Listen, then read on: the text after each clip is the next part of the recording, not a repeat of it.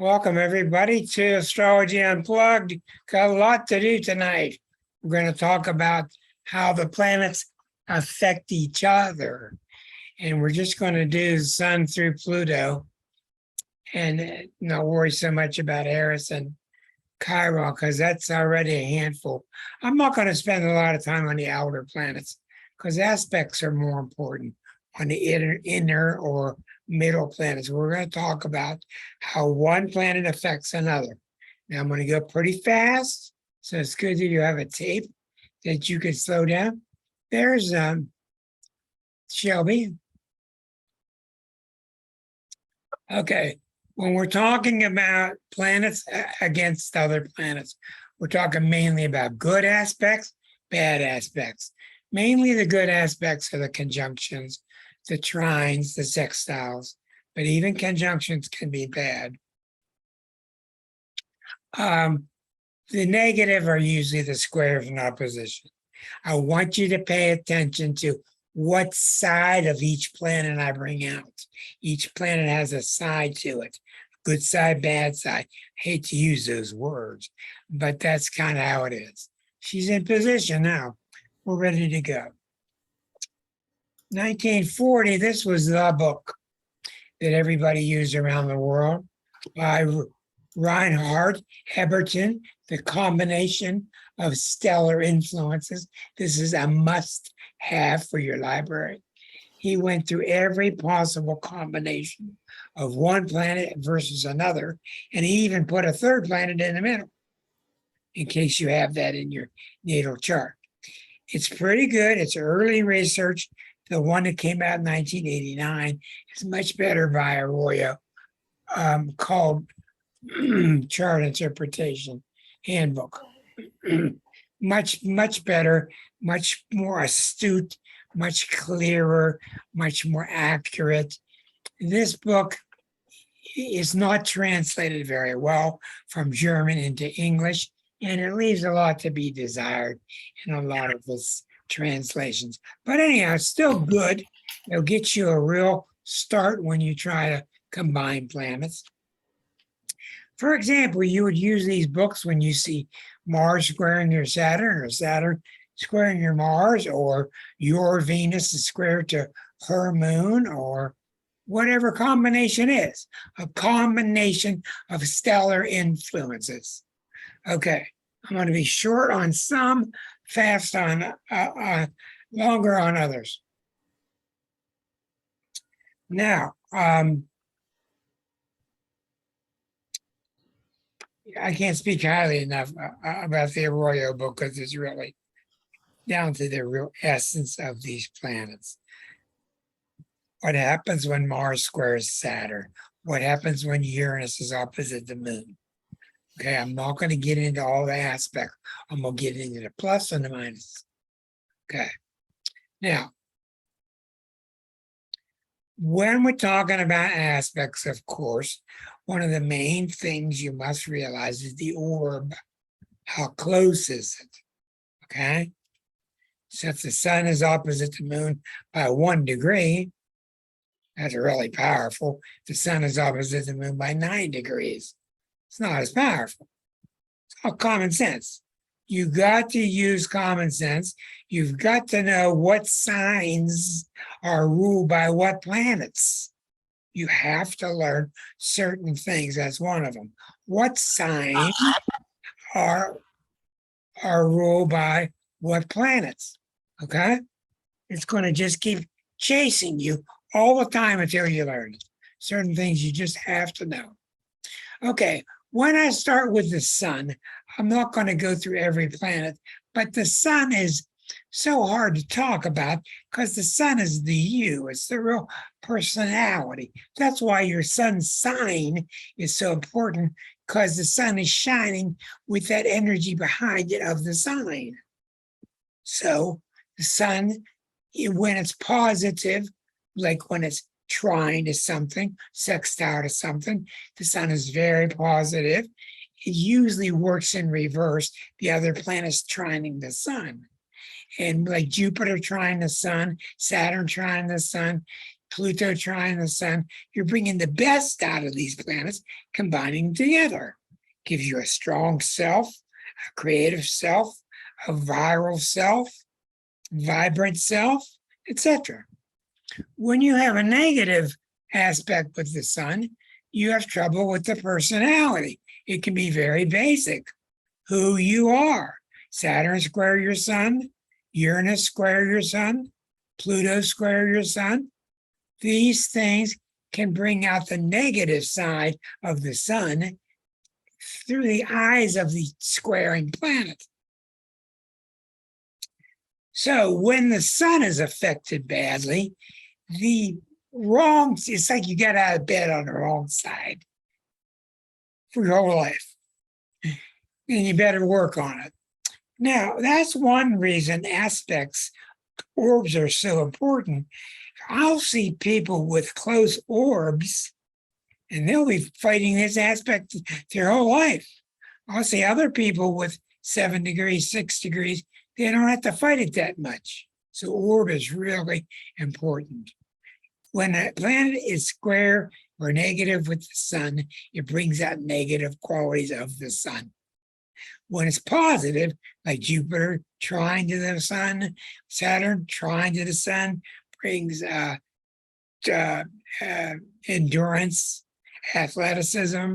Pluto trine to the sun brings out great bravery, power. Neptune trine to the sun. These are beautiful people with strong spiritual qualities.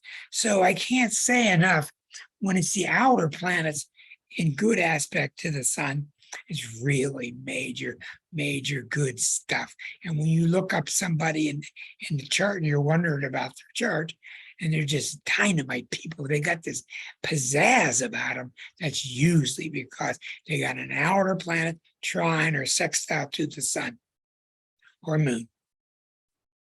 When you got somebody who's just basically got something off, it's usually some outer planet in rough combination with the sun or moon. You'll learn more about this as we go through the zodiac. Now, wouldn't you know it, the next planet is probably the hardest planet there is to talk about, and that's the moon. The moon is really difficult to talk about because it's very moody, it's very unpredictable, it is not linear, it is not logical, it's illogical, it's crying all the time, what about me, what about me, what about me? That's its nature. The moon is that way.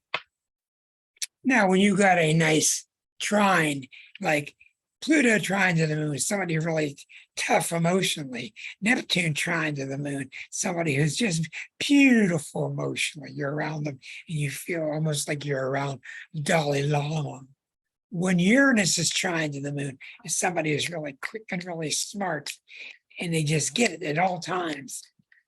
Saturn trine to the moon, these people are tough as hell. You can knock them off and knock them off and knock them off. They keep bouncing back. So these aspects are really important. Mars square to the moon, an irritable mood often. Mars trine to the moon, somebody who's dynamic, they got something on their chest, they get it off their chest, no problem, they move on. So you have to constantly think to yourself, what is the one planet like? What is the other planet like? Are they in good or bad aspect? And then start to imagine and use your intuition to start combining these energies. The moon is very tough, such as there's always idiosyncrasies also that you just have to learn through time, such as people with the moon opposite Venus. Very weird. Moon opposite Venus does happen. These are people that they think through the answer, they look how they feel, and they end up throwing away their logic and end up acting on how they feel. They act on how they feel. Should I buy that? I shouldn't. Oh, I really like it. Oh, I really like it. But I don't have money. It doesn't make sense. They say, hell with it, and they go ahead and buy it anyway. So there are parts of these planetary combinations that you just won't know until you do a lot of astrology. So when the moon is messed up, it's like being with somebody and you just can't make them happy. Lunar people in a family can oftentimes be the big time whiner of the family, and they're just going to make you tiptoe around them your whole life. You're going to have to tiptoe around them at all times. And if not, they're going to make you miserable. You don't have to continue doing it, but they're good at manipulating you. So the moon is very, very tricky. Its negative side is very manipulative. It's very whiny. It's guilt-ridden. The wonderful side of the moon is, come in, I'll make you some nice chicken soup. Come on in. Come on, I'll take care of you. Like the good mama mia. Thank you. Come on, sit down. Have a piece of bread. That's the moon. Wonderful. All these planets are wonderful. It's just they're not all that good when they're aspected incorrectly. It's simple.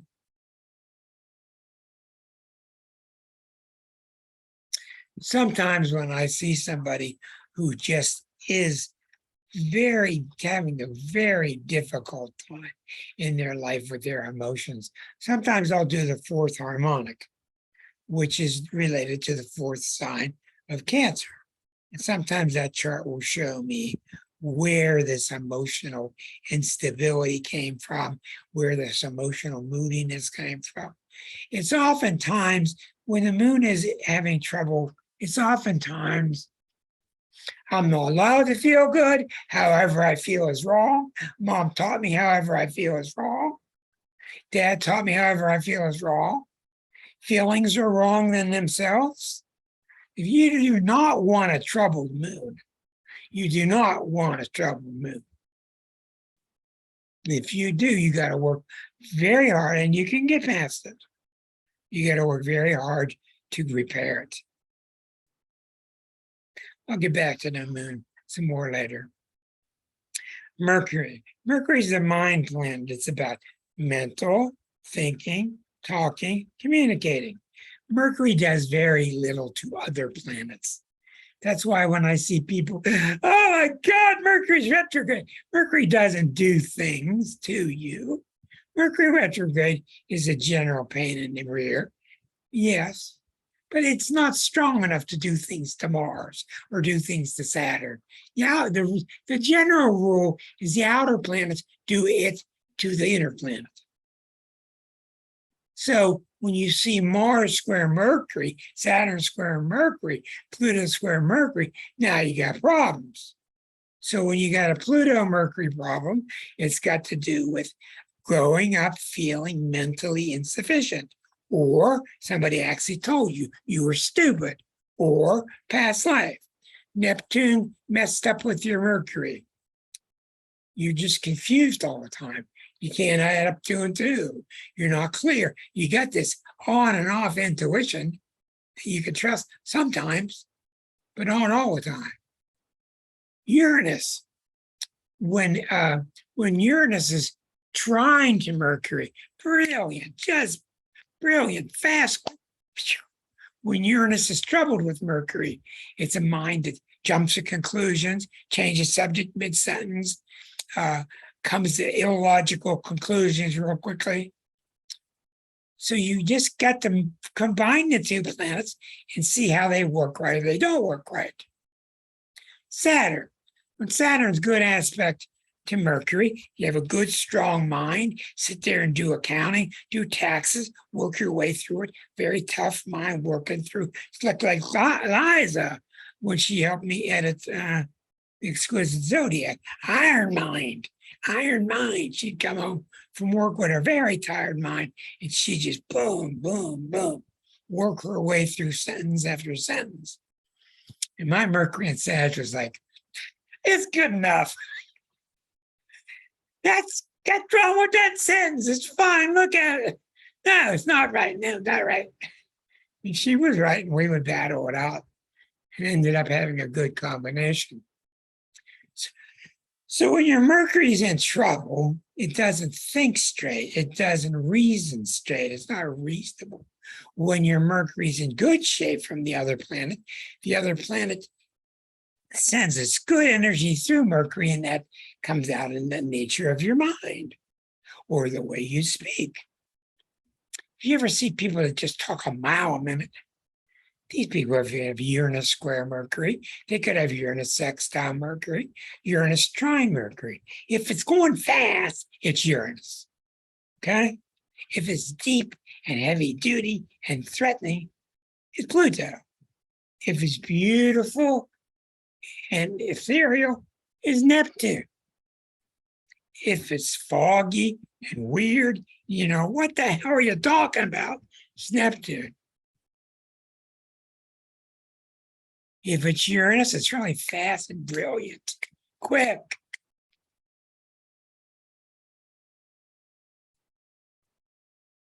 Jupiter, very optimistic, slap on the back. Hey, it'll be all right. Hey, it'll be all right. That's why it's so important. You see me doing this now, week number 280. I'm always moving my hands. It's not just because I'm DiClemente. When you teach astrology, it's very, very important to get your students moving their hands, move them like Uranus, move them like Jupiter, move them like Pluto. Your hands and your body will express the archetype because the body already knows the archetype.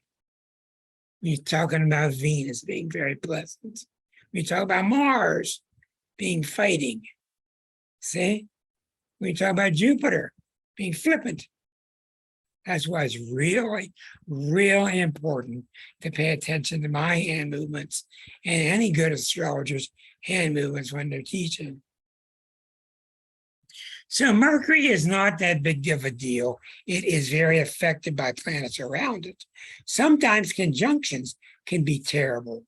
Even Mercury conjunct Uranus or Mercury conjunct Pluto. Yes, Mercury conjunct Uranus, you're going to have a brilliant mind, but it might be too much. Sometimes the orb's so close that the Mercury, the nervous system, can't handle it. You just can't handle it. The Pluto coming through the Mercury can make you too suspicious, too intense. So even conjunctions can be bad. When I see conjunctions, I don't want them closer than 4 degrees, 5 degrees. I don't want them too close. I don't want anything too close, anywhere. Each planet needs to be itself. So when the Mercury's trouble, there's trouble with the nervous system. There's trouble with early on learning. There can be epilepsy. There can be all kind of strokes. When the positive energies are coming from the outer planets, it's very positive, very strong. That's why when you look up Shakespeare, when you look up Audrey Hepburn, when you look up people with phenomenal beauty, phenomenal smarts, Einstein, when you look at these people, they're always going to have major aspects from the outer planets, Tesla, outer planets to the inner planets. It just has to be that way. Else your Mercury's not plugged in. Duh. You see a genius like Einstein and Bohm and the other great nuclear physicists. It's always Pluto to Mercury. When you look up Tesla, Pluto's rising on the ascendant. You got to have major connection to the outer planets when you pick up major stuff. Pluto, you pick up the atom inside the atom. Wow, powerhouse stuff. Neptune, you pick up tremendous, beautiful guru stuff. Ramdas, Gandhi, Neptunian spiritual, almost like you can picture God in their hand when I'm talking to you. Uranus people, they're just really quick and fast. And what's wrong with you? Fast. I'm born with Sun opposite Uranus across the ascendant. Sun opposite Uranus. That's why I just don't stop. I'm just turned on to astrology, and that's it. Okay. Now, we get a little more interesting as we get to the middle planets. Venus. Venus is a planet that has to do with, it's the yin of the yang. How do I want to be treated? What do I want my boyfriend to give me when going out on a date? What kind of date do I want him to take me on? A rodeo? An opera? What? Okay, so the Venus position has a lot to do with the things you like, how you like the color, what colors you like, what kind of clothes you like, what kind of art you like, etc., etc. When the Venus is in beautiful trine to Neptune, then you got this exquisite beauty of Audrey Hepburn that you can't even believe it. When you look at it, you just know, you just say, people say the words, there's something about her.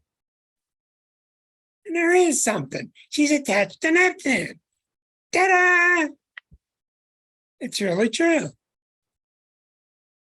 You're just not going to get phenomenal beauty, Elizabeth Taylor kind of beauty. You're just not going to get it unless one of your inner planets has a major connection to Neptune. Period. It's not going to happen. Can't happen. Or maybe Neptune is trine to the ascendant, or maybe the moon is sitting right on the midheaven. It's got to come from somewhere. It's got to come from one of these planets.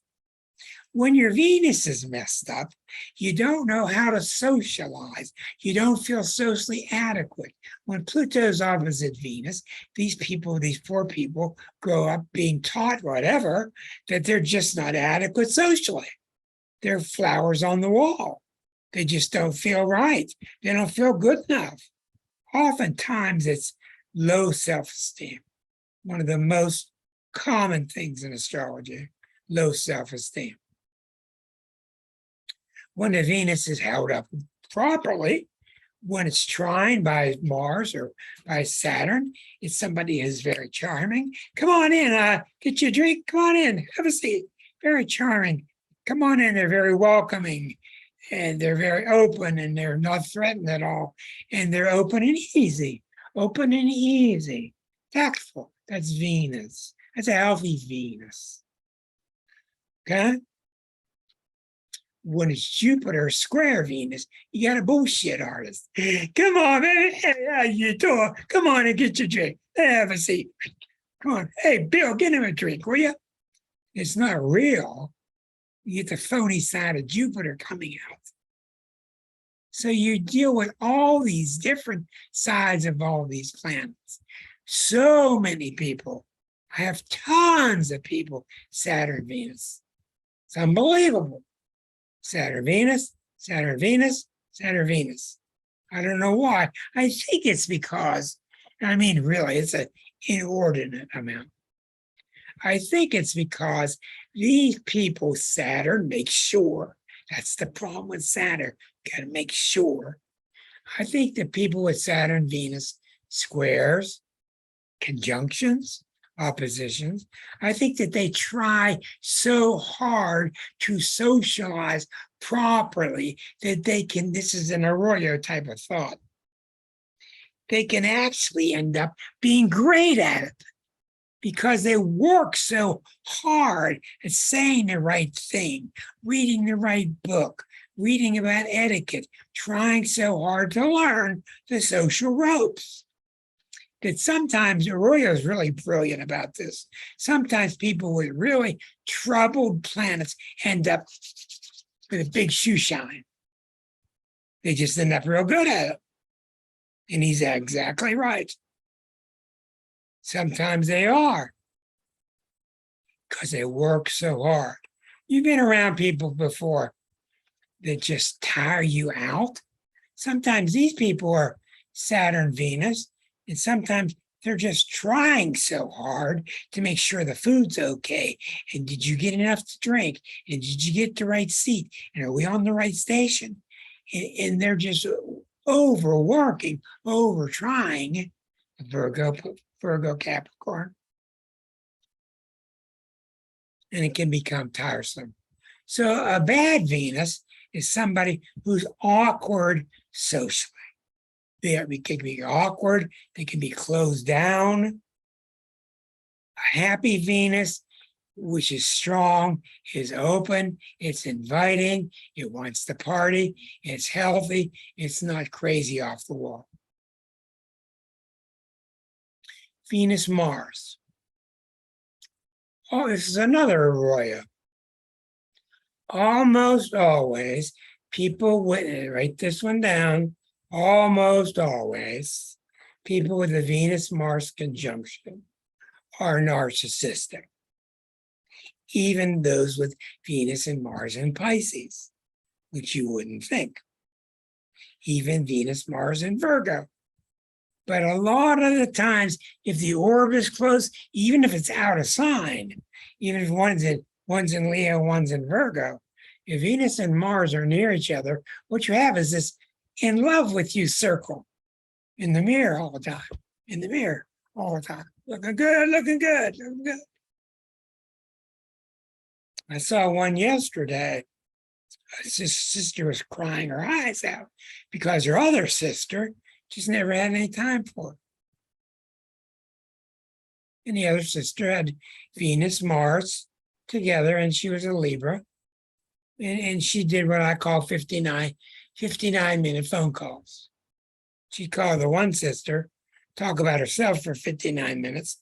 And the last one, she'd say, "Oh, how are you?" Bullshit.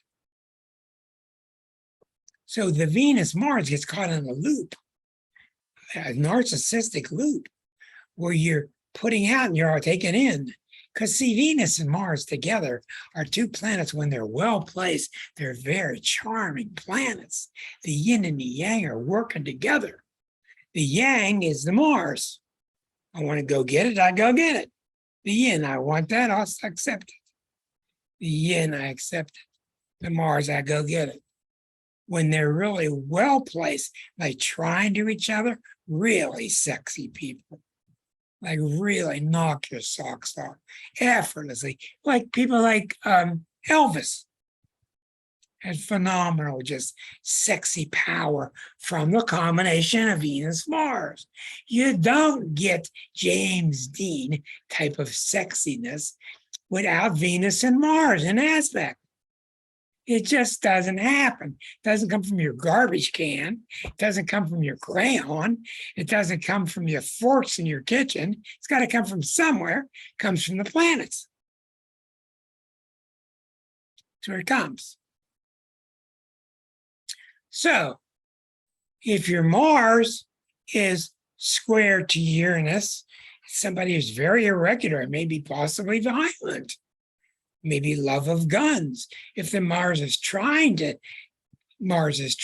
Uranus, somebody who can throw the football 70 yards and maybe really, really quick in sports and very quick on the battlefield. If Pluto is opposite Mars, it's somebody who is emasculated. Very common. They don't even know why. They do it to themselves. But oftentimes what it is they put God on such a pedestal that they feel like they're so little. God's so big and you're so great, and I'm just nothing. So Pluto oppositions to private planets, personal planets, can be very tough, troubling. Okay. Whereas Pluto trying to Venus is you have this wonderful capacity of being welcoming, inviting, and people just, you suck people right into your orb. Neptune trying to Venus, very beautiful people. Give off beautiful energies.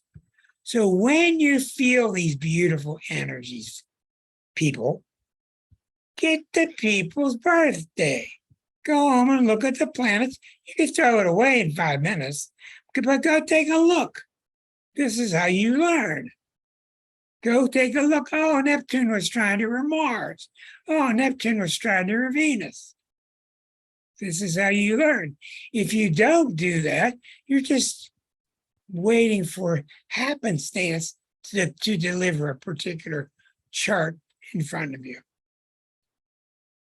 So the Mars, when it's in good shape, is a happy Mars. It's able to move. It's able to move without being obnoxious. It's able to move without running people over. It's able to move and get what it wants satisfactorily. But it's not obnoxious about it. An unhappy Mars is running people over. It's rude. It's impatient. It's devilish. It's manipulative. Jupiter. Got a lot to talk about Jupiter. Jupiter is the overrated planet because everybody thinks that Jupiter can do no wrong. Boy, they got that wrong. Jupiter does a lot of things wrong. Does a lot of things right. Jupiter is a happy planet. It is a lucky planet. It is the planet of, hey, cheer up. It's going to be all right. Hey, cheer up. It's going to be all right. The cheerleader of the zodiac. Jupiter next to the moon. Somebody's usually really happy. Real happy. Jupiter square the moon. It's usually somebody who's just a little bit much. They're extreme with their emotions. They exaggerate. They're extreme with their feelings, and they try to talk you into, hey, I just need 50,000, I'll give it back to you. I got this idea. I want to go buy this thing, invent this thing. So Jupiter has a really good side, which is really faith in yourself, feel good about yourself, feel really positive, upbeat about everything, happy, forward-looking. And the negative side is just BSing you. It's not going to do the work. It's not going to follow through. It's just BSing you. Oh, I didn't really mean that. You can see this a lot with our president before the one we have now. Tremendous amount of bullshit Jupiter in that person's chart. You say to yourself, how's he keep getting away with this stuff? Jupiter. If you ever ask that question to yourself, Jupiter. One of the reasons, you may not believe it, but it's true.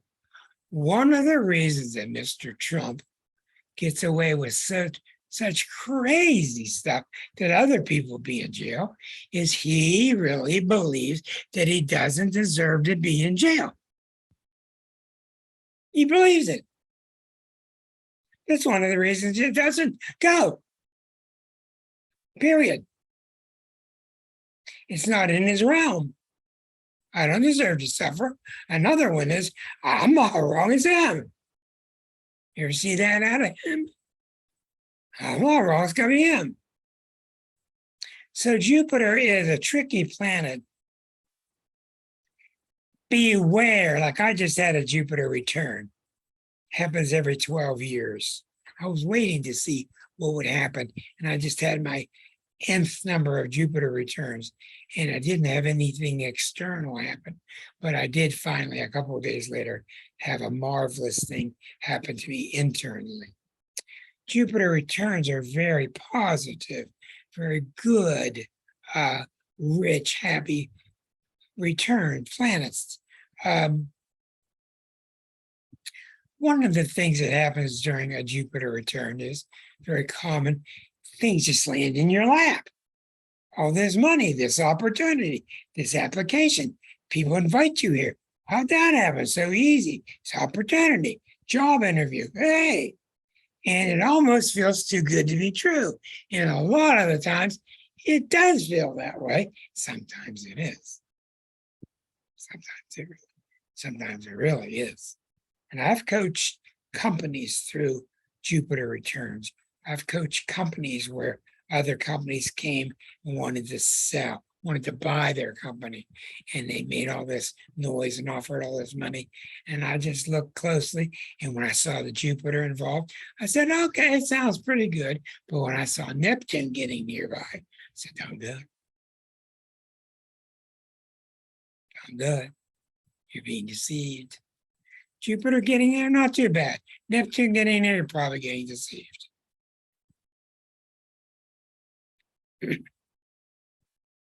These are the things you learn as you keep doing more and more charts.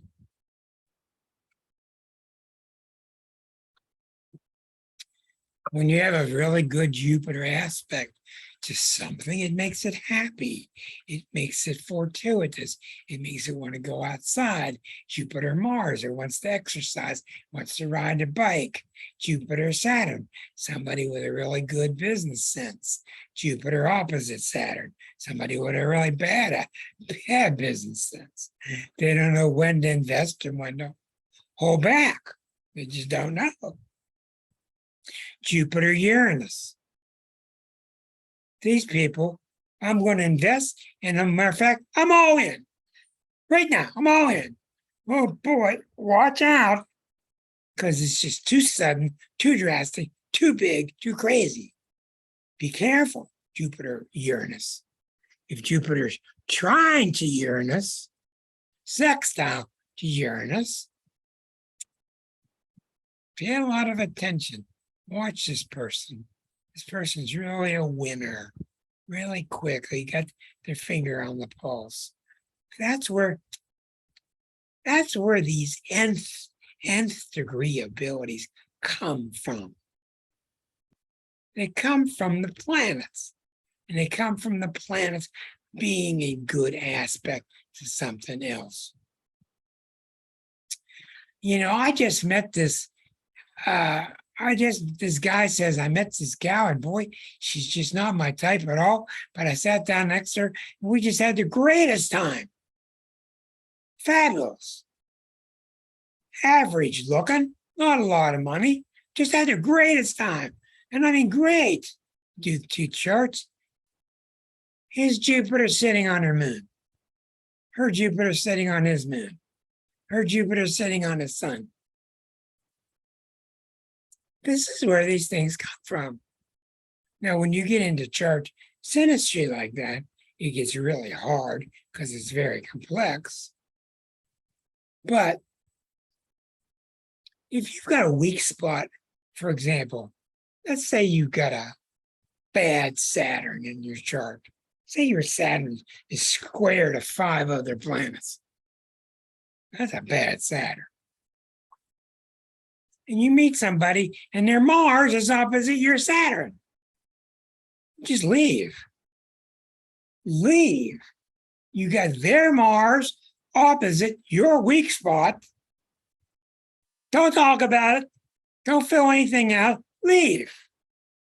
Okay, if you happen to know. That's why I will reiterate to you, it's so critical that you mark down the date that you do something. Buy a car, buy a house. When you meet somebody, write down the date, write down the time, because you're only going to get one chance.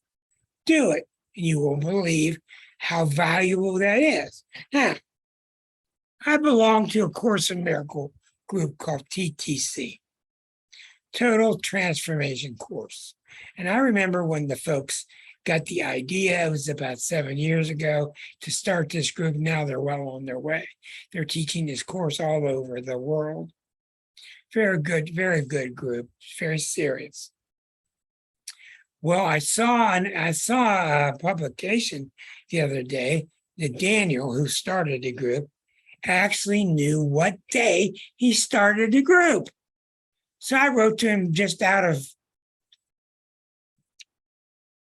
chance.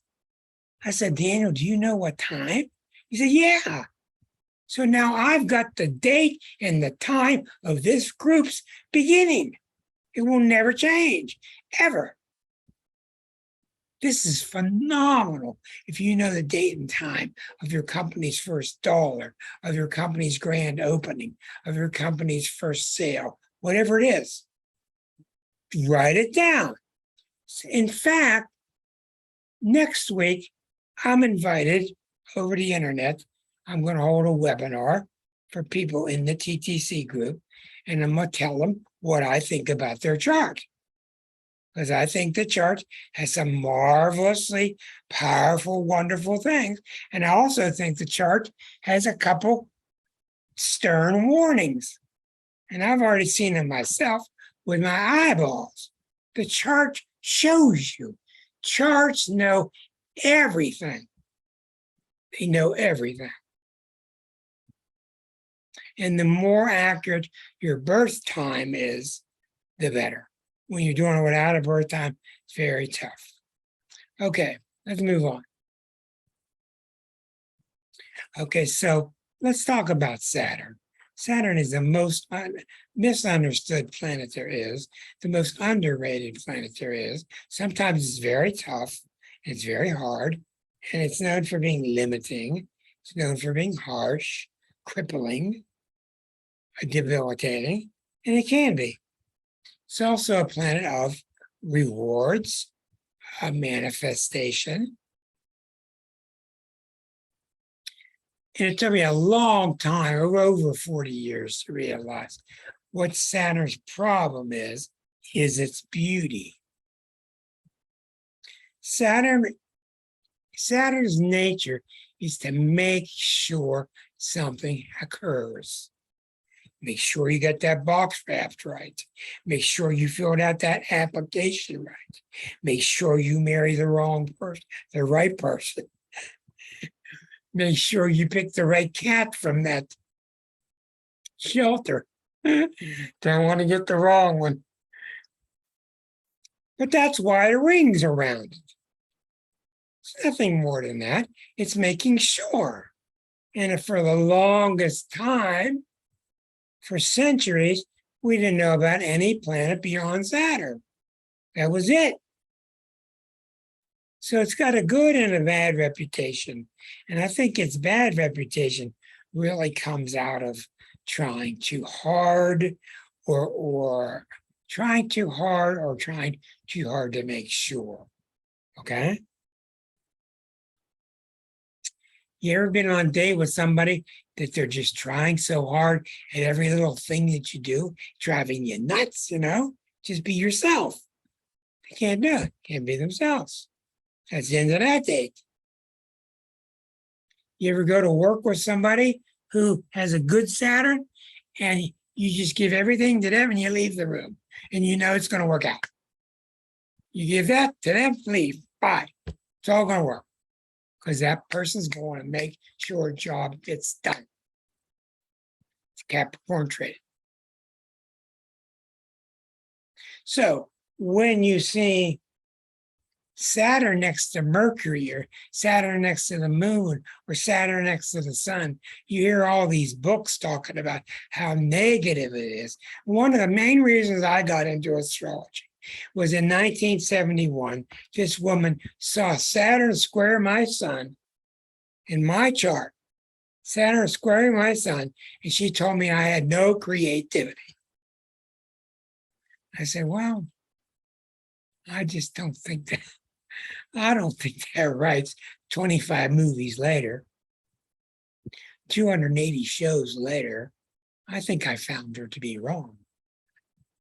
So, what can happen when Saturn is troublesome is the Saturnian person can have no trust, can work too hard, can struggle, can be a manipulator, can be ugly about stuff, can be a bottom line person. Saturn can be really ugly.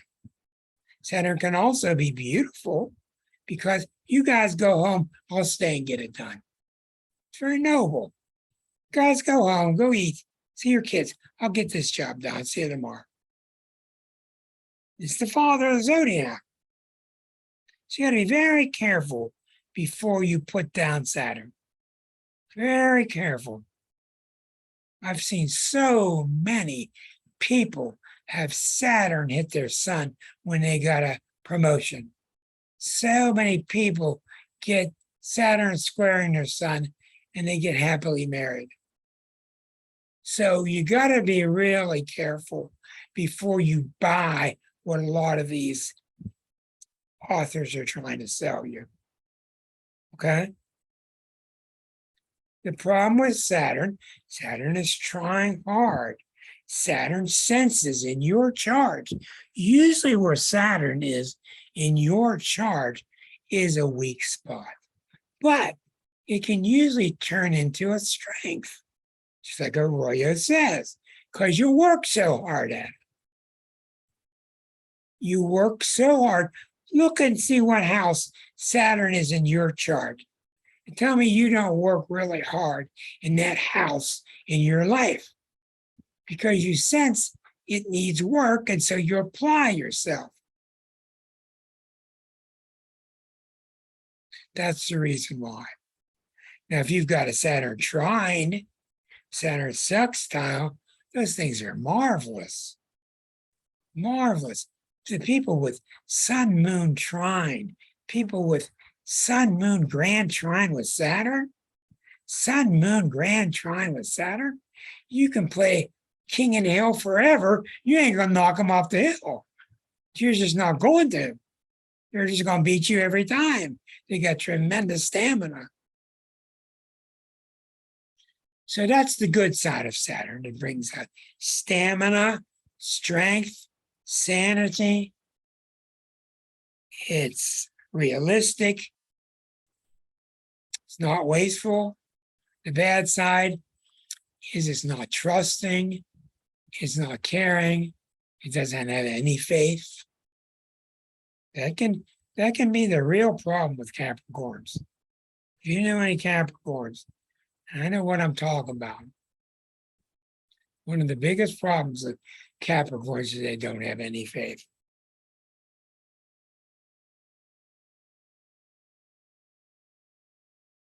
Well, when am I going to get that paycheck? You're going to get it. Well, are you sure? You're going to get it. Well, are you sure? They're just not trusting. So when you're not trusting about your paycheck, how well you think you're going to do trusting him? So that's one of the bad problems with Saturn. It's too down to earth, etc., which is why we're facing this time we're in now of this end of this 13-year period of Pluto and Capricorn ruled by Saturn. This is why we're seeing so many businesses and organizations fall apart. It's because they were bottom line people, didn't have any faith. Here you come. Da-da-da. She's my Aries. She just bangs heads with me. Boom. Boom. Boom with the Aries. Uranus. Uranus is the planet that's really fast and it's really brilliant, and things happen very suddenly. If something happens to you from a Uranus transit, it's usually because something brilliant's going on, something quick. Uranian people are just really fast. They can calculate quickly. They get the joke really quickly. When you see, look at the following three comedians who had tremendous Uranus. And Uranus is spastic. It's like spastic action, but it's real inventive, okay? Curly. Mork and Mindy. Robin Williams. Robin Williams, look how quick, fast as ladies with jokes. The other one, Jerry Lewis. All have three tremendous aspects with Uranus. And that's look at Curly. Curly couldn't even stand himself. Stuff was just pouring out of him, you know? And the crowd loves it because it's so quick. and fast and funny. Jonathan Winters, 4. Those are Uranian people. Okay. On the other side, if the Uranus is troubled, you got somebody like Tiny Tim or somebody that's just too weird and you can't really enjoy it. Or the guy who was on Taxi. I forget his name. But it's just too bizarre. You can almost see it somewhat in the guy that did the, oh, never mind. Getting old, it's tough trying to remember all these names. Jim Is that Carrey. Danny DeVito? DeVito's got it too, yeah. Scorpio. Jim Carrey is very, very Aquarian. Look how fast he goes through his characters. They go through his face like switching slides. That's a Uranian thing. It's also very quick. It's very humane, very fun. On the other side, it's nuts, just crazy, just crazy. Neptune. Neptune is a wonderful planet. I have a woman friend right now who is coming to me wanting to know she feels a major shift in her life. Neptune, get up there. Neptune is sitting on this person's ascendant now. Every 164 years, Neptune goes and sits on the ascendant. Person's a Pisces. Neptune sitting on the ascendant. Are you feeling weird? Yeah. Are you feeling like you're losing your mind? Yeah. Are you feeling closer to spirit? Yeah. Are you feeling almost magical? Yeah. All these things. Are you feeling unsure yourself? Yeah. All these things are typical Neptune factors. But see, what I did with her is I threw all the other planets out. In order for me to show her, give her the impact, come across to her with how powerful this one is. I threw all the other planets out. And I went into big exaggeration mode, because that's how strong this is. And I talked about the negative things that can happen, and you can get into alcohol, and you can get into drugs, which she wasn't doing. But the negative things happening to her was she wasn't sure. It was weird. She felt like she was having hallucinations. It's just so unreal, you don't know what to do with it, because Neptune is the planet that's not real. It's the planet that keeps biting you in the back of the head. No, Neptune is the planet that is not down to Earth. It is out there. It's the Pisces planet. So the best thing I could do for her was assure her that this is real, this is safe, you are dealing with it correctly. Do you understand what I'm doing? I don't want to talk about her Mars and her Saturn, because that's just going to water. It's so minor. It's going to water biting me. So it's going to water everything down. I want her to know how powerful Neptune is, when it's going to hit exactly. Give her the dates, when it's going to come off, when it's going to come back. I wanted to understand the possible problems with her health. Okay? Because Neptune can bring a lot of psychosomatic illnesses. But the main thing, I think she wants something. The main thing about Neptune is it's opening up your God center. These planets don't fool around. It's opening up your God center. Now, that can be a zillion different ways. Holy Spirit, Course in Miracles, Catholic Church. Maybe you come out of being an atheist. Who knows what's going on? But you're going to go through massive changes because your spiritual part of you is opening up. Hold on.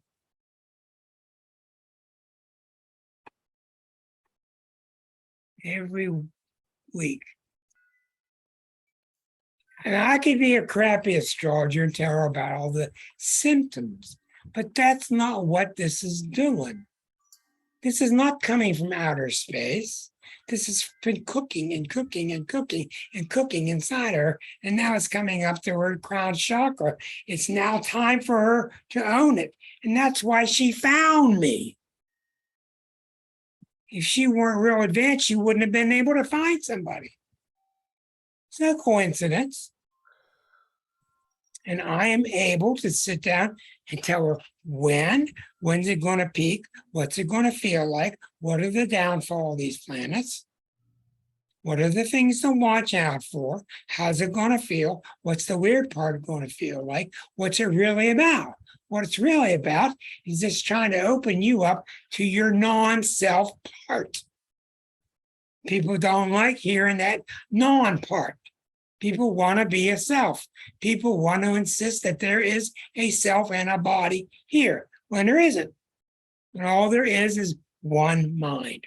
That's all there is. So this woman is a teacher. She's very capable, and she's capable of teaching at this level.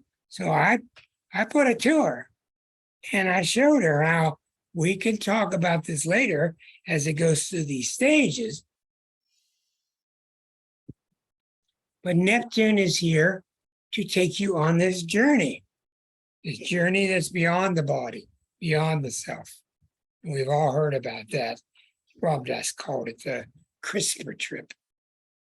That's what he called it. Okay, so that's enough about Neptune, which is a really powerful planet. Pluto.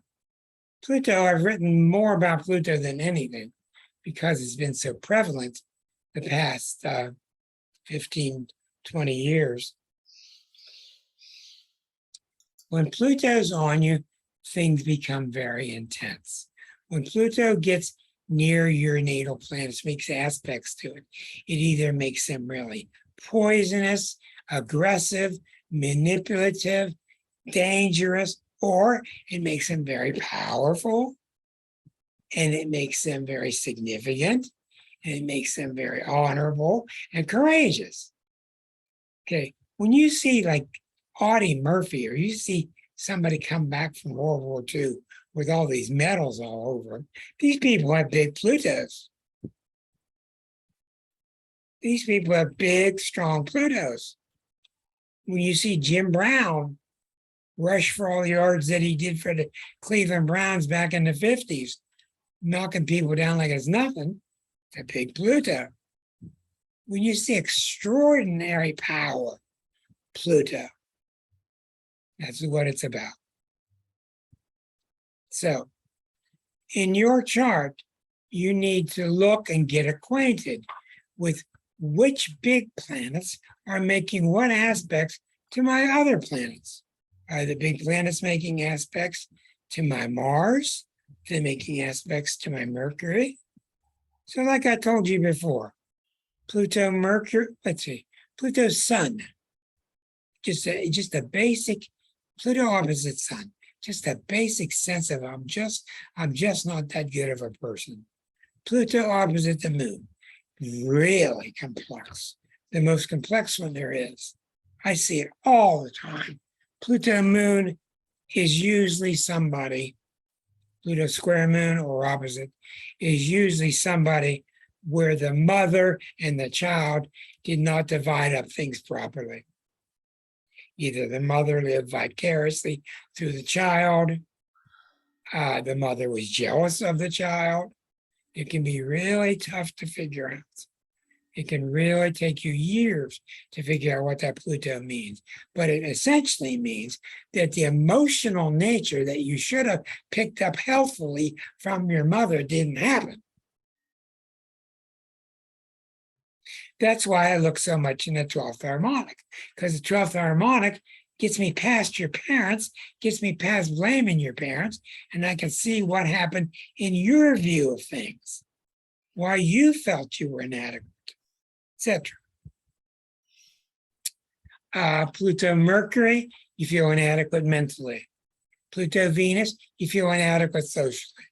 Pluto Mars, you feel inadequate as a man. Testosterone, emasculated. Pluto Jupiter, power tripper. Jupiter wants everything. Pluto doesn't care how it gets it. Pluto Jupiter problems. I don't care how I get it, I'll get it. Do anything to get it. Do you see the themes that I keep repeating to you? That's what matters here. Not to memorize each one, but to get the themes. That's why when you go to these books and you see the general theme, you'll say, oh boy, Rick talked about that. That kind of made sense. Pluto Saturn. Boy, I see that all the time. What do you think that is? Somebody carrying the weight of the world on their shoulders. People come in my office, Pluto's opposite Saturn, cross the ascendant, and I go, whatever reason, they're carrying the weight of the world on their shoulder. Nobody put it there. They put it there. Why? And you have to start your work from there. Pluto Uranus, like you're seeing now in the world. You're seeing the phenomenal Pluto Uranus that conjuncted in 65. And it's been near each other recently about radical social change, radical social upheaval. You can even talk a little bit about Eris. I think that we're getting at least enough people are starting to talk about Eris. Eris has a really fabulous side and a really awful side. And when she is mixed up with your planets correctly, she's a powerhouse. And the opposite is true. Pluto Eris, I'm saying, Eris and whatever, she just doesn't care what has to happen. We're going to get this thing fixed right. I don't care what we got to do, how we got to do it. We're going to get justice for people. Justice for Black people, justice for Indian people, etc., Spanish people, whatever. That's what she will do. And when she is wrong, she screams for justice when she doesn't deserve it. Or she screams for justice and she just goes too far out. I'll shoot a bunch of people if I have to. She just goes too far out. So this, don't kid yourself. This is the age of Eris right now. They're going to be talking about this until you're old and blue. This is the age of Eris, started in 05, 06. And if you can't see what Eris has done and what it is doing, Eris is a wonderful planet, but she's not very smooth. She's not very righteous, and she's not very tame, and she's not very sane and tactful. She just wants what she wants done now, period. Boom. So that's why she's got a really good positive side and a really dangerous negative side.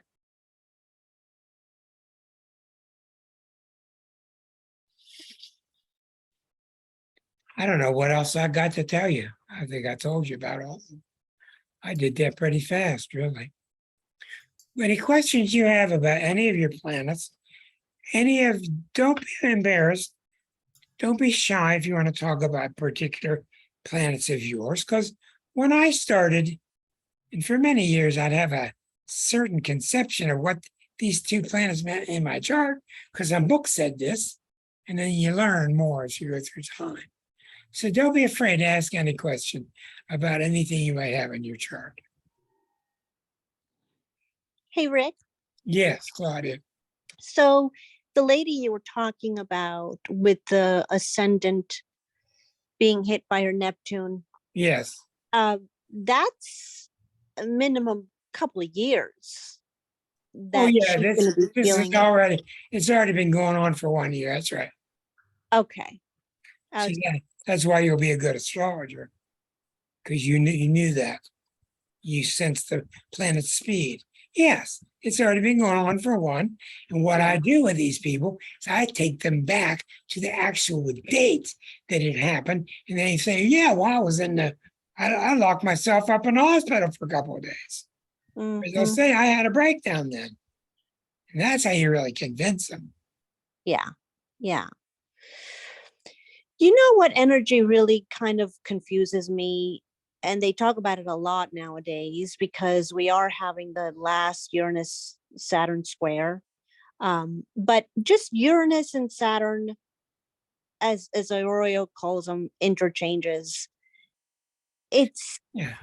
they're just so they're so paradoxical.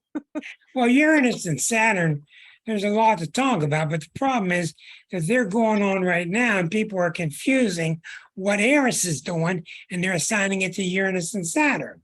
The problem with Uranus in Taurus and Saturn over in Aquarius is they're mutually opposite. Each Mhm. one is in the other one's ruler. Okay? When Saturn, whose job it is to make sure and fix things, gets in bad aspect with Uranus, who wants to blow up stuff. Mhm. Uranus doesn't want to just blow up stuff. When they're remodeling a restaurant or a restaurant, they're not doing it just to make dirt. They're doing it to make you a more beautiful, bigger, happier restaurant. So you got the forces of blow it up before we rebuild it, going at it at the same time. So in a personal chart, it's the ability to be extroverted and introverted at the same time. It's the ability to be rational and irrational at the same time. How do you compensate for those two? That explains why you see so much in the news about some people want to just blow that up, and other people want to conserve it. Mhm. That's where Mhm. that comes from. Yeah. Their natures are just not. They're just not very friendly to each other. Yeah. It's a funny one. Yeah. Well, the bigger one though, that was bigger than that recently was the Pluto square to Uranus, which went Yeah. on from about 2005 to about 2011, when Uranus and Pluto were square, because that was the answer to the conjunction of 1965. And Yeah. that's why you saw all these 1965, 64, 66 issues come back to us again. Mhm. Voting rights, black rights, women's rights, all that stuff came back because of the Uranus square Pluto. But what shocks me is I've even talked to him about it, is one of our greatest astrologers, Taurus, Mhm. doesn't think that what's going on now is because of Pluto and Eris, because Pluto and Eris are squaring each other. Well, you'll notice a couple of weeks ago on this show, what did Ksenia say? It's all going on because of Pluto Eris. Yeah. She was exactly right. And these other ones will pick it up in time. And one of the reasons they're not picking up on Eris is it's very hard to pick up 80 new planets, let alone 6 main planets, and 5 of them being not that important. And they're just not. They're not that significant. But one of them is, and that's Eris. Yeah. So you'll find out more and more about Eris as Eris continues to separate from Pluto, because we're going to start to see what's really going on as Pluto and Capricorn, what's really going on because the Pluto return in the USA's chart, what's really going on because the Pluto square Eris. See, the problem with Pluto Eris is they're both so explosive. They're both like, you want to blow it up? No, okay, I'll do it. All right, sounds good. They're both explosive. And they both have a lot to do with exploding things that they feel don't deserve to remain. Seen any of that lately? But anyhow, tonight's point, I hope you got it, was to, the more you get to know about Mars is good and bad, the more you'll be better at translating what Mars does when it combines, however, with anything. Make sense? Yes, Susan. You may be muted. Here we go. Okay. So I'm looking at my chart and I'm seeing currently there is Mars almost, well, pretty much conjunct Uranus, and they're both Two more days, opposing two more days, yes. they're opposing my Venus, Saturn, and Scorpio. And I noticed that Pluto is squaring my Neptune. All right, let's not get too much into that. Where's your face? I need to see you on the screen. Oh, I don't know if I'm, hold on. Let me get you on the screen. All right, first of all, Yeah. let's talk about something really significant. You are Okay. correct. I've been suffering for 7 days with vertigo. I had it 10 years ago. And thankfully, tonight, I think it's gone through whatever reason. Okay. Good. Vertigo happens because of Mars. Mars rules the head. You have to know this stuff. Mars in Aries rules the head. Well, as Okay. you said, Mars is approaching Uranus. It's been approaching and approaching and approaching. It's now 2 degrees away. Mars always affects you. It's at its peak when it's 1 degree away, which is the next day and a half. Okay. No matter what I did, I couldn't shake this thing. I just couldn't Right. shake this thing. Now, when Mars and Uranus come together for everybody, when Mars and Uranus come together for everybody in the sign of Taurus, Right. because Uranus has been in Taurus for 6 years. Right. Well, Mars and Uranus, when Mars comes upon something, it says, what's going on in here? I want to see some action. Okay? And what's Mars talking about? Mars is talking about, well, Uranus, you've been in all these meetings for the last 6 years about what you're going to do to the earth, Bitcoins. Oh. Uranus, what you're going to do to the earth, standards of money. But what have you done? What have you done? So as Mars gets closer and closer and closer to Uranus, it's going to demand, where's the beef? Where's the action? That's going to come out generally with all issues. It's going to come out in everybody's chart, wherever it's sitting in their chart. And in your chart, it's hitting opposite your weak spot. Right. And your weak spot is the Venus. It's opposite Venus and Saturn. And I think the sun, no, Venus and Saturn, especially. Squaring ascendant. Well, I don't want to get that complex. You got Venus and Saturn, and Mars and Uranus are going to oppose it. So what do you think Mars and Uranus are going to say to your Venus, Saturn? Triggering more social activity? Yeah, that's correct. Well, let me slow down and show people what's happening here, and it will help them understand better. Hold on, we'll take a moment. Okay, we're going to your chart now. Okay. So in your chart, you have, this is your chart in the middle. Okay? Right. You have this Saturn Venus, which is a source of difficulty because it's at the top of the chart, it's in Scorpio, it's close together, same degree, and it's squaring the ascendant. A lot of reasons. Here comes transiting. These are the transits. These are where the planets are right now, this moment. In the next couple of days, Mars and Uranus will cross each other.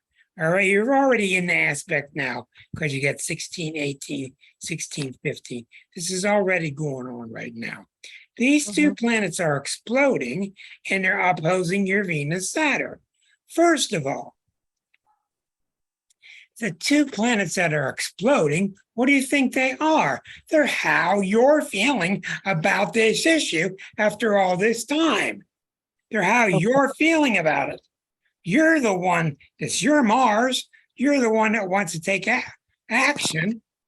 Right. So it's saying to me that this long-term Venus Saturn of yours, and when you have a Venus Saturn like that, you have had to come up with Venus Saturn solutions to deal with awkward socialization, whatever that is.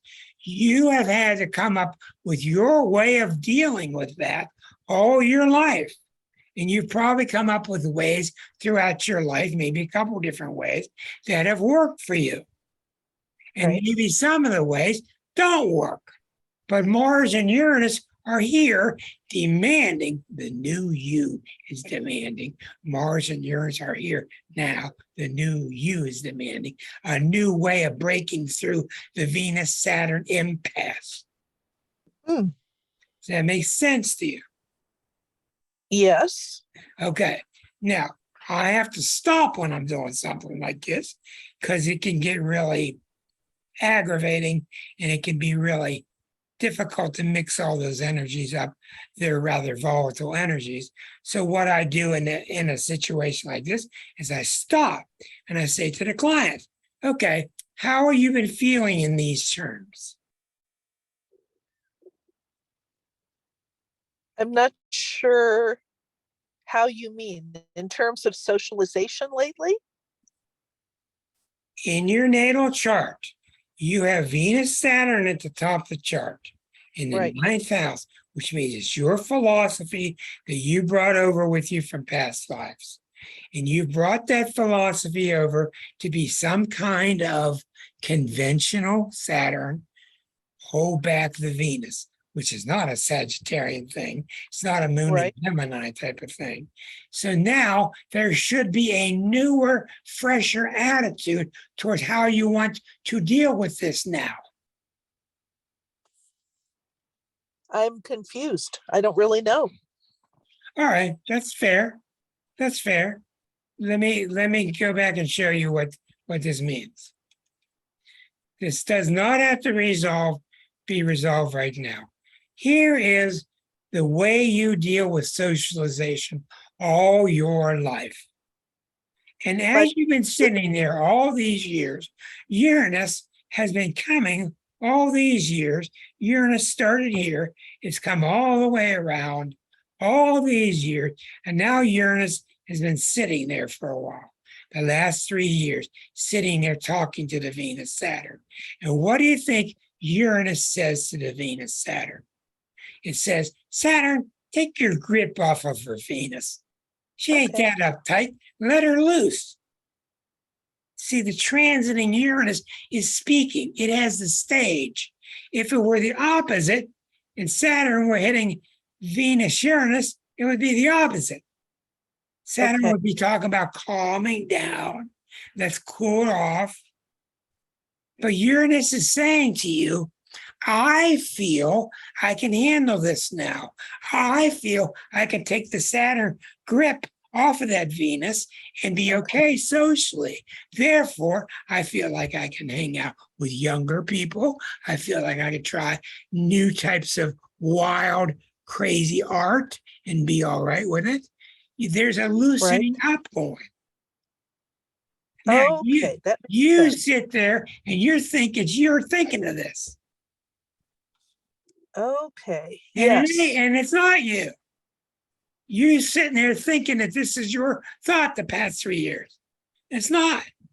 It's your Uranus, which means it's that part of you that mixes with the rest of us. In other words, what it's saying to you, in terms of your evolution, During this time, it is now time that Susan is ready to start loosening up socially. Okay. And once you feel good with that and in touch with that, that means you're in touch with your chart. Okay. That makes sense. Okay. Now, as a good astrologer, I have to advise you. Number one, the next couple of days, don't drive. Really? Don't drive. Or if you drive the next 3 days, be very, very careful. Okay. Number one. Okay. Number two, and you're not going to believe this, but this is the truth. This is even more important than not driving. When you're driving over the next few days, say to yourself, I do not deserve a wreck. I do not deserve anybody coming in my lane. I don't deserve anybody doing anything crazy. I don't deserve anything crazy happening on the highway, and you'll be fine. Because that's when the shit happens. It happens to us when we feel we deserve it. That's what happens. So you're seeing how the Mars Uranus is getting closer. So the guitar strings are getting tighter. About 2 days. And not only that for everybody, but for you, it's hitting 2 really sensitive points. Right. So what we can say to you with absolute certainty is during this Mars Uranus time, you're going through a period where you're loosening up and you're gaining favor and you're gaining confidence. Look what you're doing. You left your job, you sold your house, you got a Winnebago, and you're traveling all around the world doing your art. Right. That you're doing what that aspect shows. And the reason you're doing it is because all these planets square the sun. And you've realized that all these repressions, all of this being too careful with my art, Saturn, Venus, has held me back. It has held me back. And I had the balls to be liberal enough and faithful enough to get up and follow my Sag nature and go with it. And now we see a perfect example of somebody combining all the planets well. Now, just that fact alone is enough to pretty much guarantee me that you won't have a car problem. Okay? Good. Now, if you had canceled your trip a month ago, put your tail between your legs, trying to go back home, berating yourself about all of the money that you wasted, all the time that you wasted, then over the next 2 days, your odds of having a wreck would go straight up. Okay. You understand? I do. So that's how it works. Now, what I have not told you is that about a week and a half ago, I broke my right arm. You told me you broke something else months ago. A year and a half ago, I broke a leg. So, now what happened? I tripped over a curb that I didn't know was there because I was looking above the RV trying to see if there was a branch up there.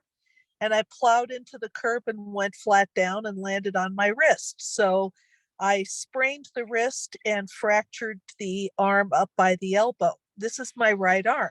So the lucky this is very significant again. Okay. This is very significant. This means when you break an arm like that, or you trip in something, it's always because you're repressing an inner part of you that wants to go do something. You're saying no to it. I want to go do that. No. I want to go do that. Let me go. No. Right. You're repressing it. And the breaking of the wrist is simply a warning.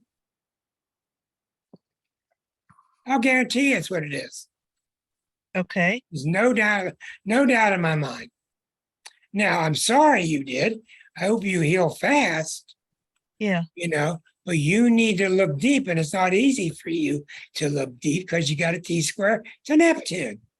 And people with T squares to Neptune don't see real clearly. Oh, You need to find out where you're stopping yourself. In other words, go back to the day that you see, you should have done this the next day or the same night that you had your accident. You should have sat down with a pad and rethought about all the things that you thought about that day. Because during that day, something you came up with, your child said, let's go do this. You said no. oh. And that's critical that you find out what that was. Well, I can tell you I was on my way somewhere to visit a friend who was visiting in that area. I was going to go visit in Durango, but because of the broken arm, I wound up changing plans and going in a different direction. Hold on one moment. Becky, you're exactly right. Now, what you just said is really interesting. You were going to visit a friend and the accident had not happened yet. Right. Okay. Is this a friend that you intended to see, knowing full well that everything was going to go fine? As far as I knew. Let me give you an example, then I'm going to stop. I have a friend that I like to go see, but he lives with a person that I don't like. Okay. And when I go see him, for years I would say, oh, I got to deal with her. Oh, I got to deal with her. And I'm not going to his house anymore with that thought in my mind because I'm telling my body, please find me a way that I don't have to see her. Okay. Okay, we'll wreck the car. But I say to myself instead, I'm going to see my friend. She's going to be there. I don't really like her, but that's okay. I'll put up with it. It's going to be all right. I make it conscious. Mm-hmm. Then I go see the friend. She's no big deal. I come out and go back home. That's Right. how all this stuff works. Okay. All of Right. it. Okay, everybody, I'm hoarse. I get so hot in here. Get working up a sweat. I hope you enjoyed tonight. Hope you enjoyed it. Hope you learned. And yes, Becky, you're exactly right. You need to go back to the day of your accident and think about what you suppressed during that day, preferably right before. And that's Right. when it happens. So it's a warning to all of you. If you're going somewhere that you don't want to go, don't go with a mixed up mind. Go Okay. and say to yourself, I don't really want to go, but I'm going to go consciously. I understand the danger. I understand I don't want to do that, but I do want to see this and do it consciously. I want to be there. I want to see there. I want to see that sale that they've got going on. I want to see that movie. I want to see that person. And I understand what I'm getting myself into. And then come back home, you'll be fine. Right. Be careful driving, everybody, because Mars and Uranus will be a degree apart for everybody. For how long? You guys got to get used to how fast the planets move. You got to get used to how fast they move. Couple days. Mars is a Okay. couple days. Uranus, 7 years. Couple days, Mars. So Okay. in a couple days, Mars will be exact. Then it'll start passing by. Then my head will clear, and then everybody will be out of danger. Watch the news. Mars, Uranus is always shootings. Right. Always. Good night, everybody. Love y'all. Bye-bye. Love you so Good night, much. Rick. Thanks, Rick. Bye. Good luck, Susan. See Thank you. y'all next week.